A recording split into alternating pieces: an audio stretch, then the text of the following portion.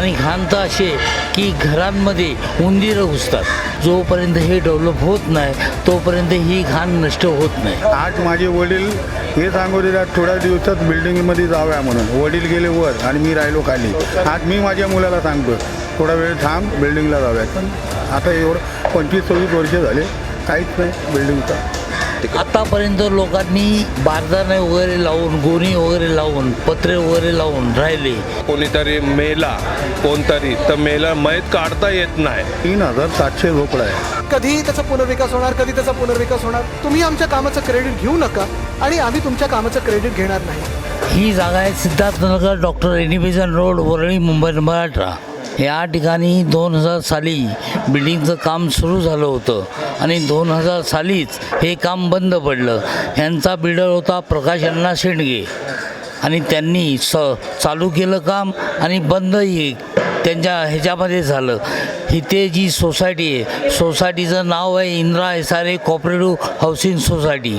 ही वरळीमध्ये हा पहिला प्रोजेक्ट चालू झाला. अजूनपर्यंत प्रोजेक्ट बनला नाही. पूर्ण बिडी चाळ बनली पण हा प्रोजेक्ट आहे तसाच आहे. अजून काही नाही झालं. जसं तुम्ही बोललात 2000 साली इकडची सुरुवात झाली होती तेव्हाच बंद पडली. आता 2025 झाले म्हणजे 25 वर्ष झालेत इकडचं काम झालंच नाही झालं बिलकुल नाही. प्रकाश अण्णा शेंडगेंनी या ठिकाणी एवढं टेक्स्चर उभं केलं आणि हे असंच आहे. तर दुरून जे आम्हाला एक स्ट्रक्चर दिसतं सगळे पत्रे लावून लोक राहत आहेत ते हेच स्ट्रक्चर हे टेक्स्चर आहे. हे स्ट्रक्चर लोक कसे राहतात इकडे? आतापर्यंत लोकांनी बारदाणे वगैरे लावून गोणी वगैरे लावून पत्रे वगैरे लावून राहिले. पण इथून पुढे कसे राहतील ह्याची काही गॅरंटी नाही. कारण आतापर्यंत 8 ते 9 माणसं पडून जास्त माणसं पडून मेले. आता पुढे काय होईल काही सांगता येत नाही. सर तुम्ही पण इकडचेच आहेत? ओके मी इथलंच राहतो. मला जन्म झाला आता 50-51 वर्ष झाला मी इथं राहू आणि मी बघतोय आम्हाला खरं लय त्रास आहे इथून. पाणी भरतो गटाराच्या पाण्यामधून आम्ही चालतो. आता कोणीतरी मेला कोणतरी तर मेला मयत काढता येत नाही. आम्हाला एखादा शिडी बिडी तोडायला लागतं तेव्हा ते मयत चदरवरून लपटून बिपटून आम्ही निघतोय.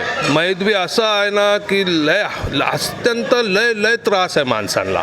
भरपूर त्रास आहे खरंच. कोणाची मयतचं तुम्ही जसं सांगता कोणाची तब्येत बिघडली तर त्याला हॉस्पिटलला न्यायचं कसं? न्यायचं बी आता लोकांना जमा करायला लागतो. कमसे कम 5-6 लोक लागतात खुर्चीवर बसून त्यांना न्यायला आणि तोपर्यंत माणसं शोधतपर्यंत येतात. माणसं काय येत नाही असं नाही पण शोधतपर्यंत त्या माणसाचा का हालत होतो ते समजत नाही साहेब. आणि काय प्रॉब्लेम्स आहे इकडची प्रॉब्लेम ही जी बिल्डिंग बनली आहे हे बिल्डिंगच्या बाजूला तिकडे आणि इकडे अशी घाण आहे आणि घाण तर असे की घरांमध्ये उंदीरं घुसतात. उंदीरं पण आहे? हो. तर एक वेळ जर तुम्ही तिकडे नजर मारा आणि इकडे मारा मग तुम्हाला कळेल. लघवी जे इथे करतात ना लोक असे बाहेर करतात.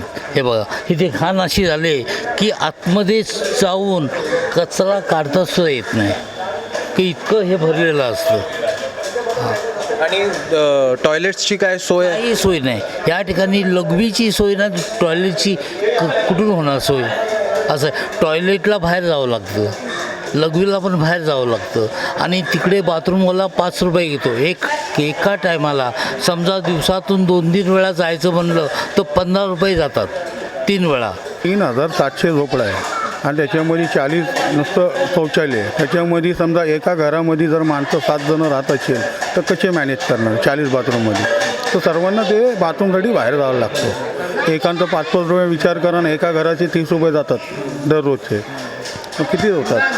हे नुसतं असंच राहिलं आहे. काय एवढा वर्ष काय बिल्डिंगचा काढणं कधीच काय हे केलं नाही. नुसतं बस नवीन बिल्डर येणार हे करणार ते करणार असंच चाललं आहे. आज माझे वडील हे सांगू दिला थोड्या दिवसात बिल्डिंगमध्ये जाव्या म्हणून. वडील गेले वर आणि मी राहिलो खाली. आज मी माझ्या मुलाला सांगतो थोडा वेळ थांब बिल्डिंगला जाऊया. पण आता एवढं 25-26 वर्ष झाले काहीच नाही बिल्डिंगचा. तुम्ही आम्हाला इकडे दाखवलं की कसं घाणीचं साम्राज्य आहे इकडे. त्याच्यामुळे रोगराईचं काय प्रॉब्लेम? रोगराई अशी की मलेरिया डेंगू सारखे ताप काही लोकांना झालेत आणि काही लोक तापानी एक्सपायर बी झालेत काही लोक. आणि काही लोकांना टी बीसारखा रोग पण होतोय. आणि काही लहान मुलांना या साम्राज्यामुळे अंगावर डाग येणे, फोड्या वगैरे येणे असा प्रकार चालूच आहे. जोपर्यंत हे डेव्हलप होत नाही तोपर्यंत ही घाण नष्ट होत नाही. आणि डेव्हलप करण्यासाठी तुमचं सहकार्य हे मोलाचं लाभेल. तर आमची अशी इच्छा आहे की तुम्ही जर लक्ष घालून हे लांबपर्यंत नेलं, फडणवीसपर्यंत नेलं किंवा मोदीपर्यंत नेलं तर हे आमच्यामध्ये बरं होईल.